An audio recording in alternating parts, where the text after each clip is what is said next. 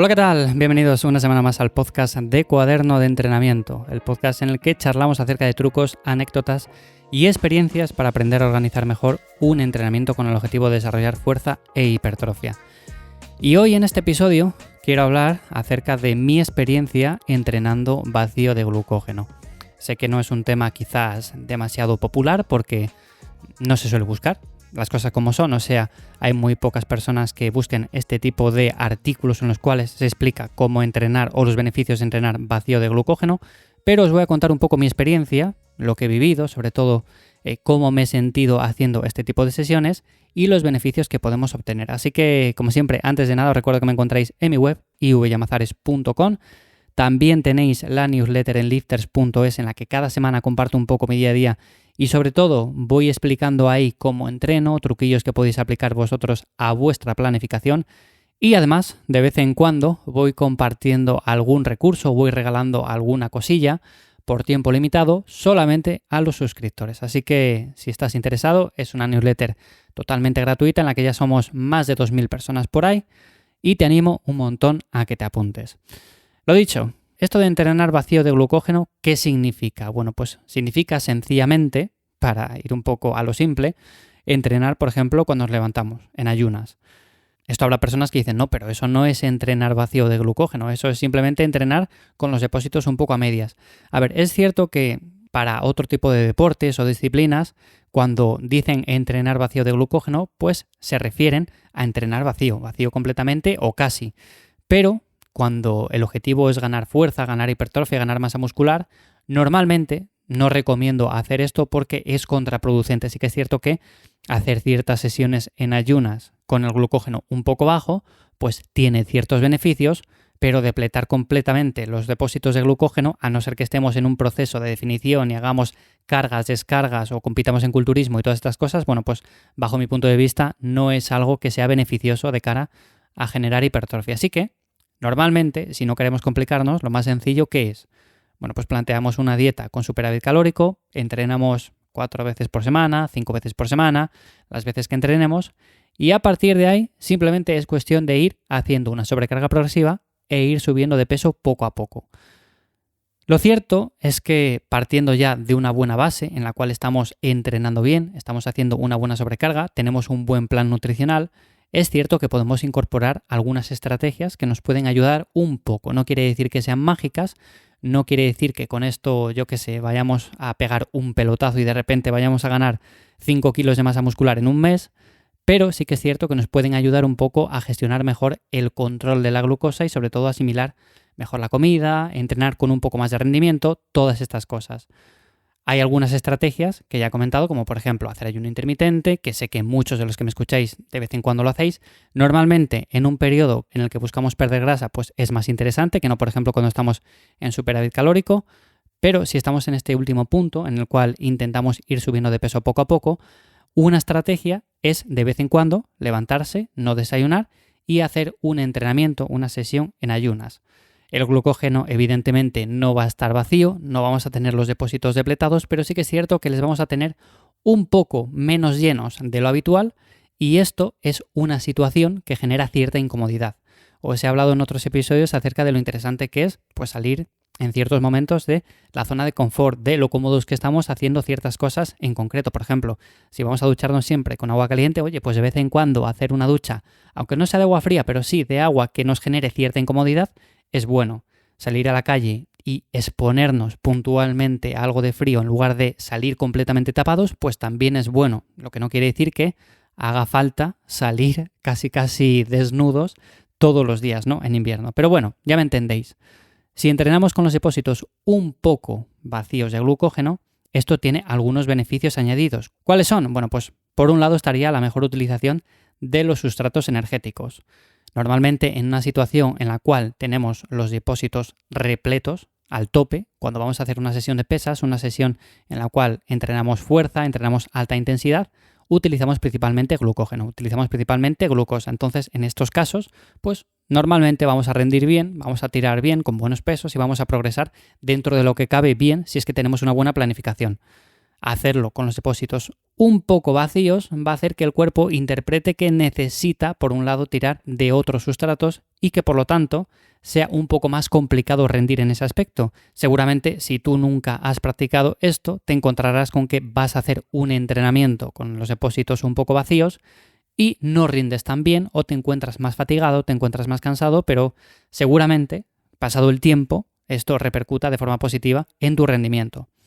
Por otra parte, y algo asociado al anterior, es que vamos a tener una mayor flexibilidad metabólica. Es decir, vamos a poder intercambiar entre los diferentes sustratos de forma mucho más flexible, por ejemplo, entre la grasa, entre la glucosa, que no, por ejemplo, una persona que esté continuamente consumiendo carbohidratos a todas horas en todos los momentos.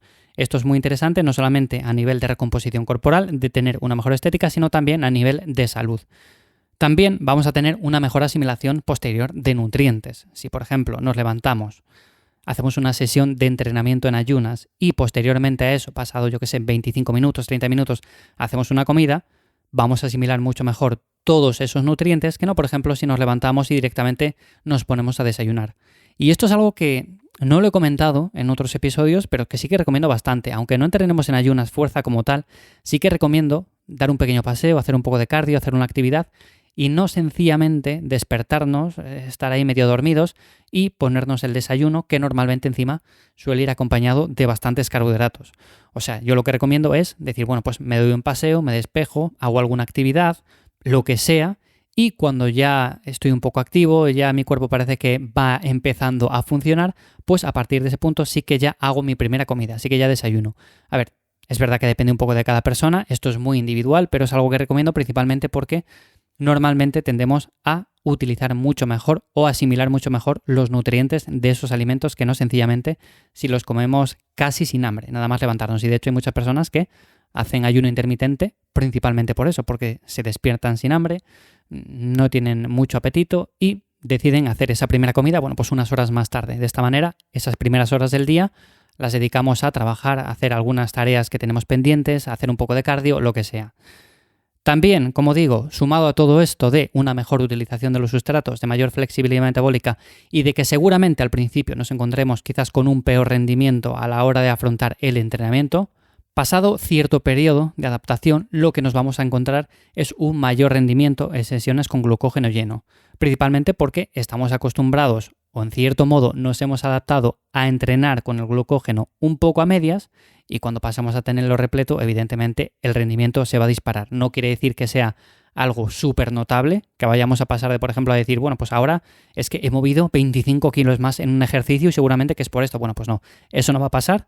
Lo mismo que si utilizamos creatina tampoco va a pasar el aumentar el rendimiento tanto, pero es un pequeño plus que podemos tener, con el que podemos jugar y que yo recomiendo hacer. ¿Cómo lo podemos hacer? Bueno, pues principalmente, si lo haces, que sea puntual, que sea algo esporádico, no que sea todos los días. Hay personas que leen este tipo de artículos y dicen, bueno, pues ahora, a partir de este momento, voy a entrenar todos los días con el glucógeno a medias, porque esto va a ser mucho más beneficioso, y ya más tarde, quizás dentro de un mes o de dos, empiece a entrenar de nuevo como lo hago ahora, ¿no? Con los depósitos llenos, habiendo hecho una comida previamente, todo esto. A ver, como digo, normalmente cuando el objetivo es la fuerza, la hipertrofia, esto es algo contraproducente. No es lo mismo darse una ducha de agua fría en un momento puntual que no hacerlo absolutamente todos los días, porque esto quizás llegue a un punto en que la dosis hace el veneno. Por otro lado, si el objetivo, como digo, es la hipertrofia, una comida post-entrenamiento con carbohidratos, rellenando los depósitos de glucógeno, va a ser bastante beneficioso. No decir, bueno, pues yo me levanto, entreno en ayunas y hasta mi siguiente comida hay, por ejemplo, 6 horas. No. En este aspecto yo considero que los carbohidratos o hacer una buena gestión de los mismos consiste en consumirlos alrededor del entrenamiento para asimilarlos mejor, para rellenar esas reservas de glucógeno y sobre todo también para poner en marcha esos procesos que nos van a ayudar a ir ganando masa muscular con el paso del tiempo. Y por otra parte, habría que regular esto según las sensaciones, cómo nos encontramos, porque es verdad que no es lo mismo hacer esto en una sesión de empujes que en una sesión de pierna. Yo en una sesión de pierna no voy a entrenar en ayunas principalmente porque me voy a encontrar muy mal. Yo me conozco a mí mismo y tú te conoces lo suficiente como para saber en qué sesiones lo puedes hacer y en qué sesiones no lo puedes hacer. Así que yo normalmente lo incorporo muy esporádicamente en sesiones de empuje que sé que son menos demandantes, que sé que puedo gestionar mucho mejor, que duran menos tiempo también y en las cuales la recuperación es más corta. Por otra parte, valora el rendimiento, verás que quizás al principio cae un poco, pero no debe ser en exceso, no debemos tampoco de confiarnos o de pensar demasiado en eso y decir, bueno, pues es que seguramente mañana que vaya a entrenar en ayunas ya verás qué sesión va a salir, no voy a poder con tanto peso, no voy a poder hacer tantas repeticiones. Es que si vamos ya con esa mentalidad es muy complicado sacar una buena sesión adelante, pero normalmente tenemos que pensar que no, que vamos a sacar la misma sesión o mejor que lo haríamos con los depósitos repletos de glucógeno.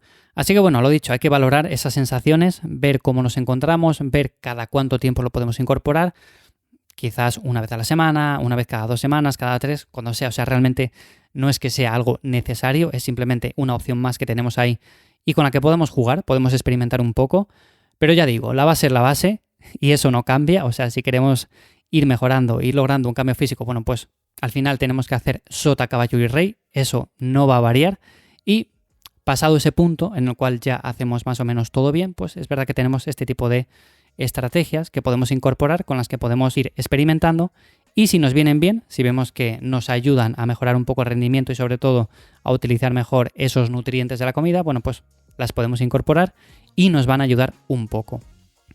Así que nada más, hasta aquí el episodio de esta semana de Cuaderno de Entrenamiento. Espero, como siempre, que cada semana te resulte interesante o de ayuda. Ya sabes que si quieres un contenido adicional a este lo tienes en lifters.es y si quieres entrenar conmigo me encuentras en ivyamazares.com. Te dejo los enlaces en las notas del episodio y nada más por hoy. Nos escuchamos de nuevo en 7 días. ¡Chao!